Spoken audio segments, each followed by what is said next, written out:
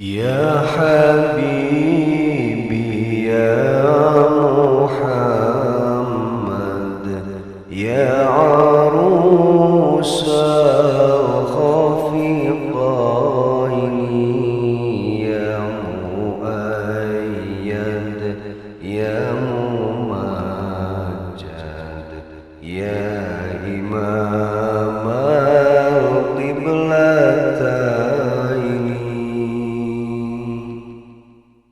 Wahai kekasih abdi sadaya, wahai Nabi Muhammad, anjeun laksana panganten di timur sareng barat.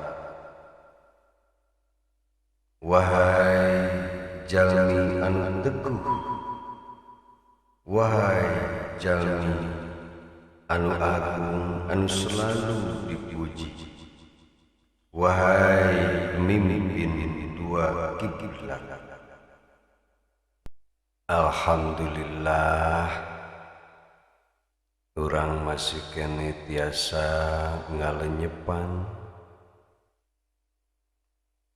bait-bait bacaan anu biasa dibaca ku anu sok maca kitu ge ketika mahalul qiyam. Dina kesempatan ieu alhamdulillah karak nudugi ka bait katilu. Dina bait katilu ieu aya bahasa ya arusal khafiqaini anu pimaknaeunana kira-kira kieu.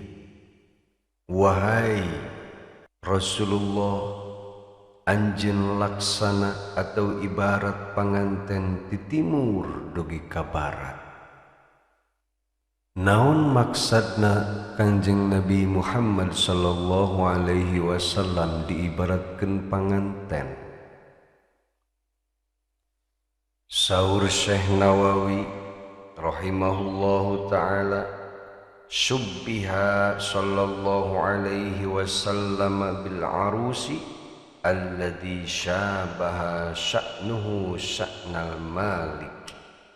Disarupakeunana Kanjeng Nabi Muhammad sallallahu alaihi wasallam sareng panganten sakumaha ku urang tos kauninga bahwa panganten teh ibarat raja fi nufudil amri dina hal terwujudna atanapi terlaksanana segala urusan.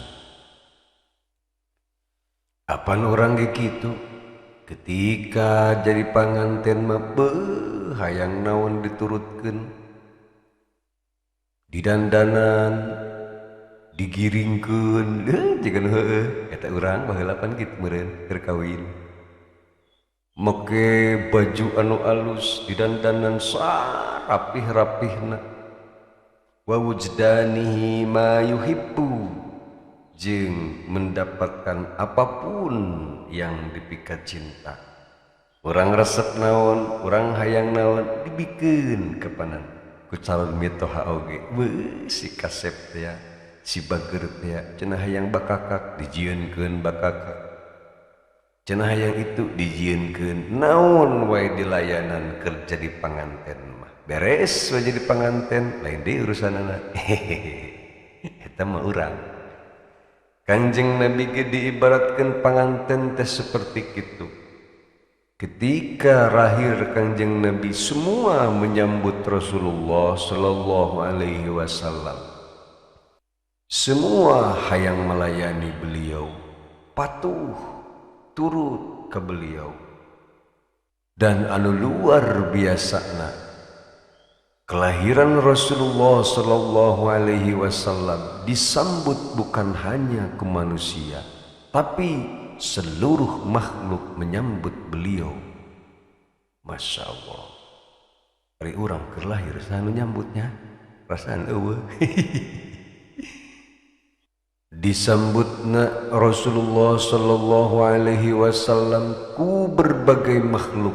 Ieu dikisahkeun ku Syekh Al-Hariri dina kitabna Syaraful Anam. Walamma wulida sallallahu alaihi wasallam, sawaktos Kanjeng Nabi Muhammad sallallahu alaihi wasallam dilahirkeun, sa'alal wahsu wattairu radha'atahu, sato-sato anu galak sareng manuk-manuk memohon ka Allah minta izin hoyong nyusuan ka Kanjeng Nabi. Masya Allah, sato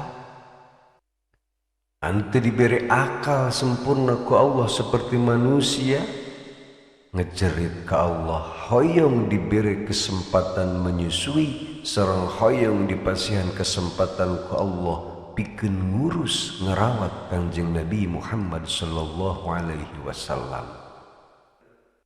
Ari urang anu dipasihan akal sempurna ku Allah Subhanahu wa taala, apakah hayang memelihara sareng merawat Rasulullah sallallahu alaihi wasallam?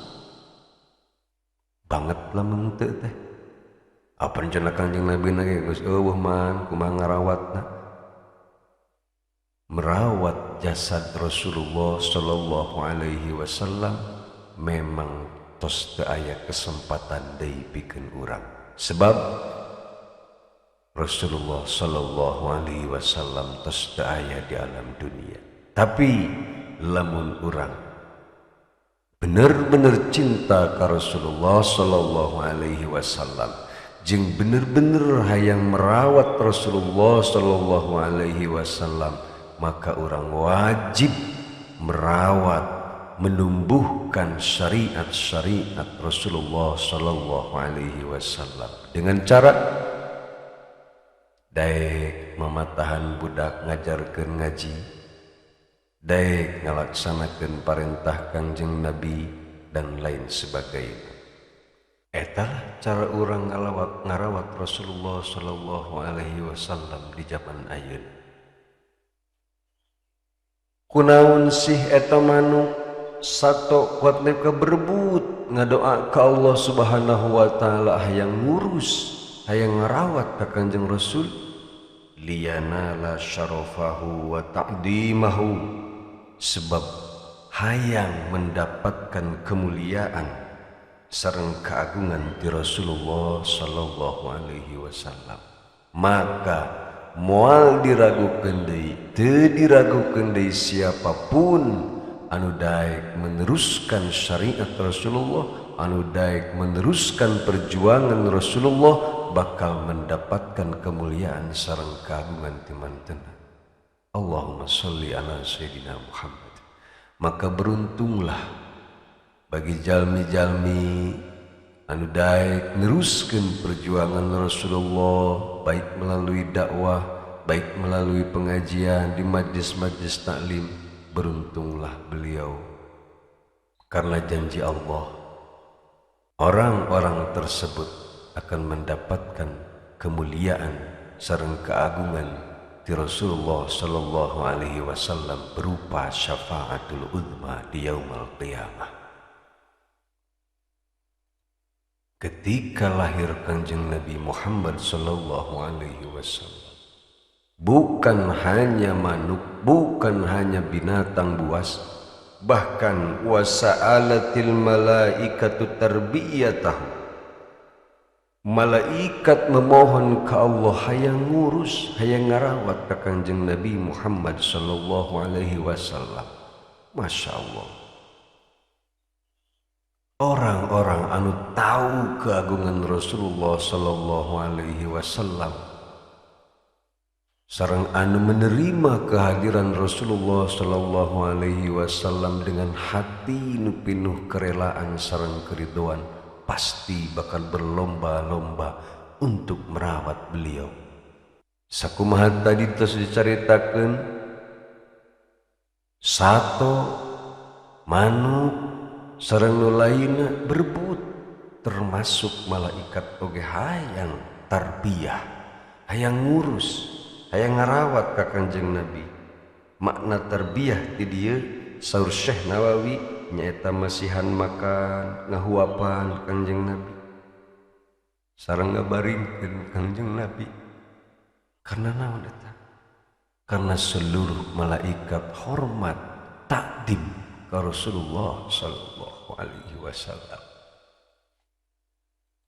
Tapi permohonan sato-sato, permohonan manuk, permohonan malaikat anu hoyong ngarawat Kangjeng Nabi semua ditolak ku Allah Subhanahu wa taala. Faqala Allah azza wa jalla, Allah anu maha agung sareng anu maha mulia nyarios, ana qadirun an urabbiyahu min ghairi radha'in wala sababin. Ya malaikat, wahai seluruh makhluk, wahai sato, saur Allah, ana qadirun, kaula mampu ngurus ka Kangjeng Nabi Muhammad sallallahu alaihi wasallam tanpa kudu disusuan, wala sababin sareng tanpa sebab. Tekudu gede kitu dikieu kaula mampu ngarawat Kangjeng Nabi Muhammad sallallahu alaihi wasallam. Walakin akan tetapi sabaqat kalimati wa tammat hikmati wa katabtu ala nafsi fil azali alla yurdi'a hadhil jauharata yatimata ghairu ummati halimah. Akan tetapi kaula parantos ngucap sareng parantos sempurna hikmah kaula, maksudna ilmu Allah, wa katabtu ala nafsi sareng kaula parantos memastikeun fil azali di zaman azali, yakni sejak zaman baheula al-qidam, alla yuradi'a hadhil jauharatal yatimah, supaya moal aya anu bisa nyusuan kana ieu mutiara yatim selain hamba kaula nyaeta Halimah binti Abi Du'aibin Abdullah ibni Haris. Sayyidatina Halimah bin Abi Du'aibin Abdullah ibni Haris. Rasulullah sallallahu alaihi wasallam disebut dengan jauharatal yatimah, mutiara yatim, ay al-munfaridatal lati la yujadu laha nadhir, yakni Rasulullah sallallahu alaihi wasallam nyalira sareng moal aya di antara makhluk anu bisa ngabandingan kemuliaan Rasulullah sallallahu alaihi wasallam. Hadirin rahimakumullah, beruntunglah orang masih keneh diberi kesempatan ku Allah Subhanahu wa taala untuk bisa menerima dan menikmati hasil perjuangan Rasulullah sallallahu alaihi wasallam, nyaeta menjalankan syariat Islam. Mudah-mudahan orang sing biasa mempertahankan keislaman sareng keimanan dugi ka akhir hayat. Amin ya Allah ya rabbal alamin. Dina bait anu terakhir tadi Rasulullah sallallahu alaihi wasallam disebutkan ya imamal qiblataini, hartosna wahai imam dua kiblat, ay kiblatil Ka'bati Syarifah wa kiblati Baitil Maqdis, nyaeta Rasulullah sallallahu alaihi wasallam adalah pemimpin kiblat Ka'bah anu mulia sareng kiblat Baitul Maqdis. Sakumaha tos kauninga ku sadayana bahwa kiblat umat muslim dulu pernah ke arah Baitul Maqdis, terus diarahkeun deui ka Ka'bah atas perintah Allah Subhanahu wa taala, eta diabadikeun dina Al-Qur'an. Sadayana pasti tos pada terang, anu teu acan terang insyaallah sanes waktos urang carioskeun. Mugi-mugi cariosan ieu sing aya manfaatna kanggo sim abdi khususna umumna kanggo saha anu ngupingkeun kana ieu cariosan, sareng mudah-mudahan ketika tos diterangkeun dijabarkeun bait-bait mahalul qiyam, mudah-mudahan ketika orang membaca mahalul qiyam teh penuh dengan takdim sareng penuh dengan kecintaan sareng kerinduan ka Rasulullah sallallahu alaihi wasallam. Amin ya Allah ya rabbal alamin. Ya Habib